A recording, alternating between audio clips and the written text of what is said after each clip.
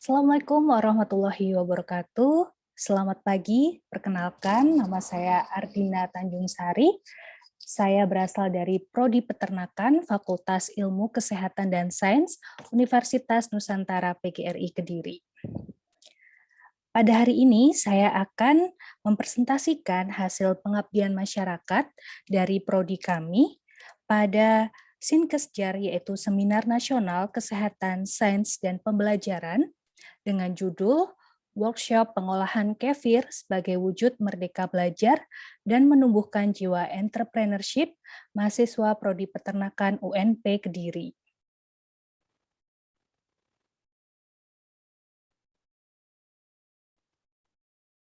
Selanjutnya adalah latar belakang. Jadi di sini kami melakukan workshop yaitu pengolahan kefir. Berikut adalah gambar kefir. Perlu kita ketahui, kefir ini merupakan produk fermentasi susu. Jadi bisa dibuat dari susu sapi, susu kambing, susu domba, maupun susu yang berasal dari tumbuh-tumbuhan yaitu seperti susu kedelai.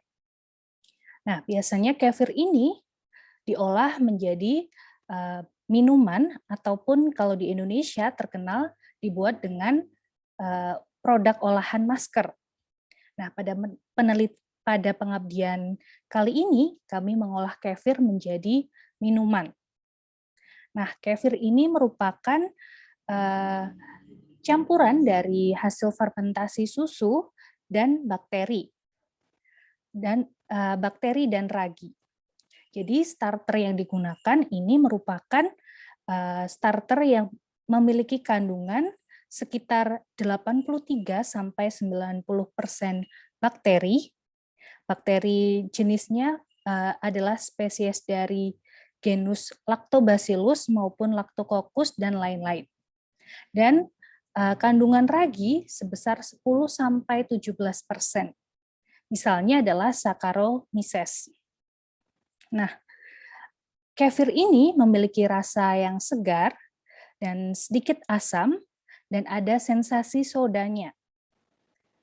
Nah, selain rasanya yang lezat, kefir ini juga memiliki banyak manfaat untuk kesehatan. Di antaranya yaitu mengandung banyak prebiotik, kemudian mengatasi masalah pencernaan, yaitu kefir ini dapat mengembalikan keseimbangan bakteri baik yang menjaga kesehatan usus. Nah, kemudian kefir ini juga aman untuk intoleran laktosa.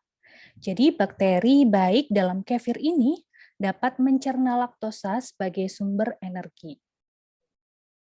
Nah, selain itu juga sebagai penangkal radikal bebas karena kefir mengandung beberapa senyawa aktif yaitu seperti polisakarida, peptida, dan asam organik.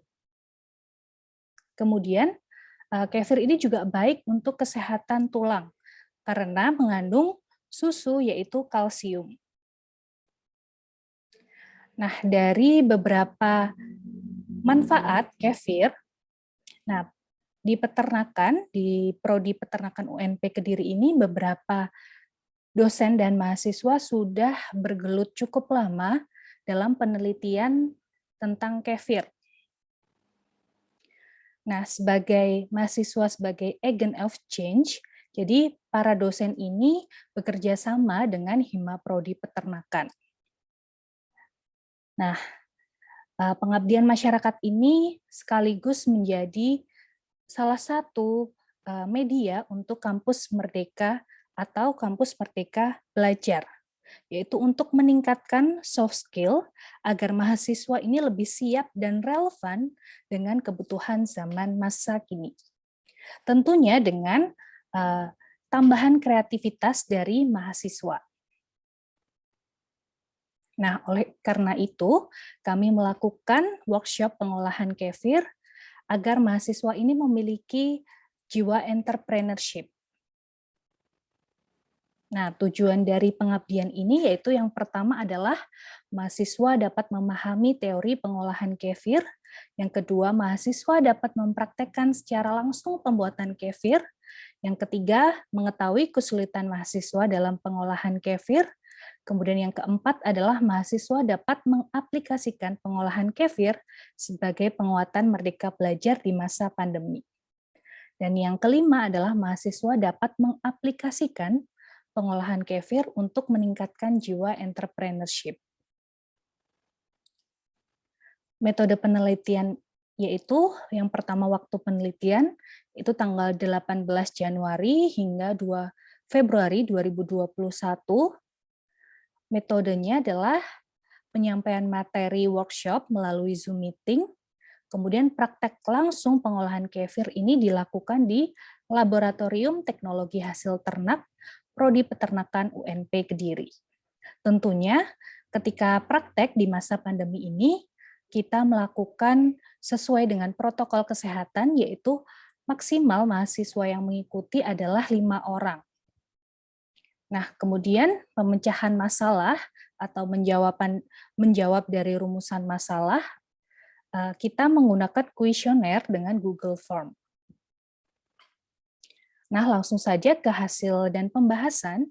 Jadi hasil survei kepada 30 mahasiswa peserta workshop pengolahan kefir dari pengisian Google Form didapatkan hasil berikut.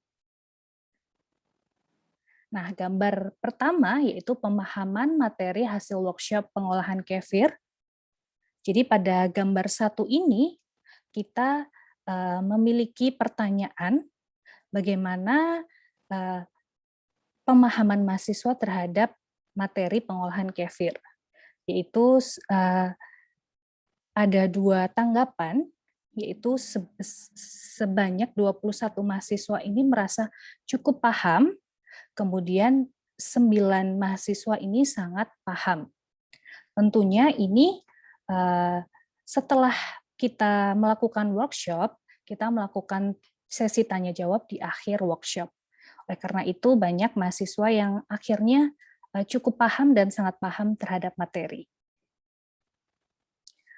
Nah, kemudian praktek pengolahan kefir yang dilakukan di laboratorium,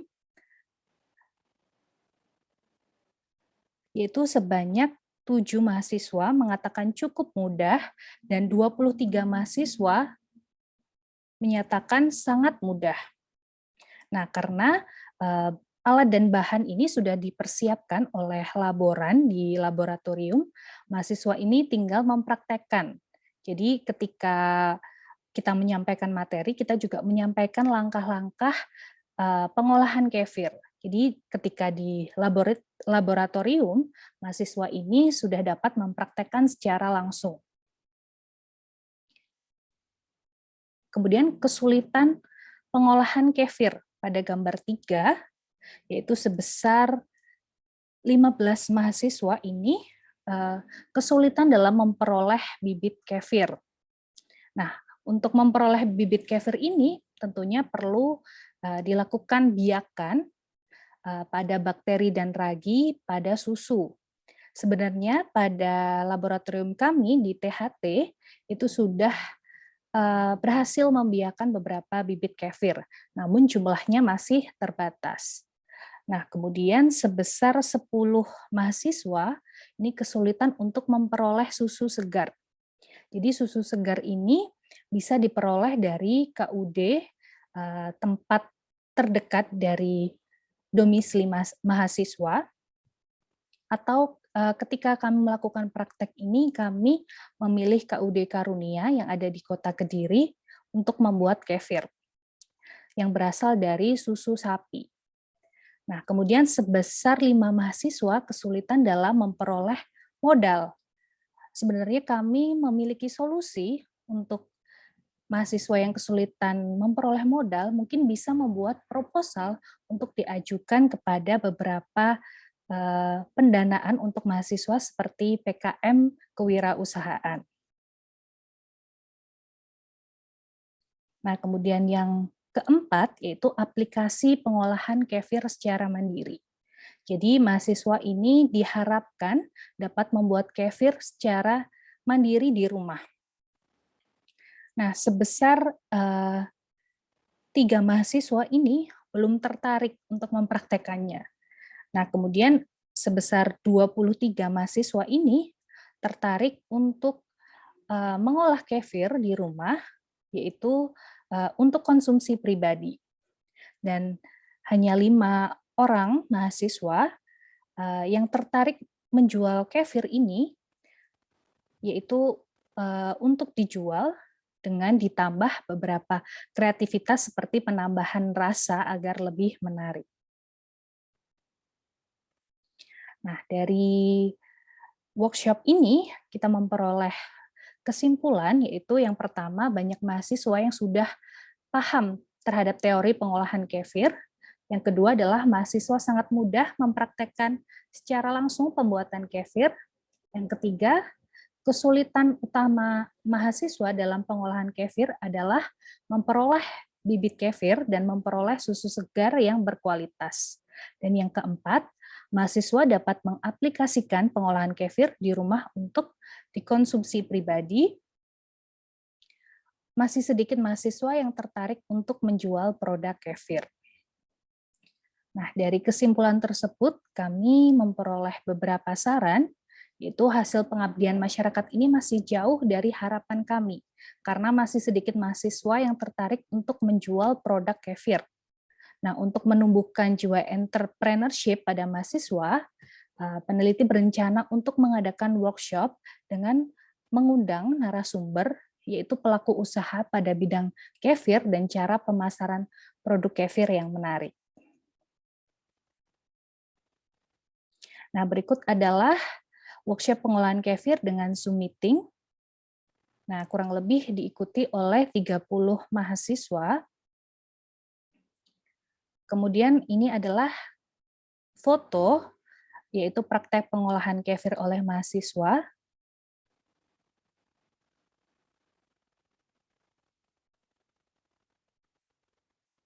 Sekian, terima kasih.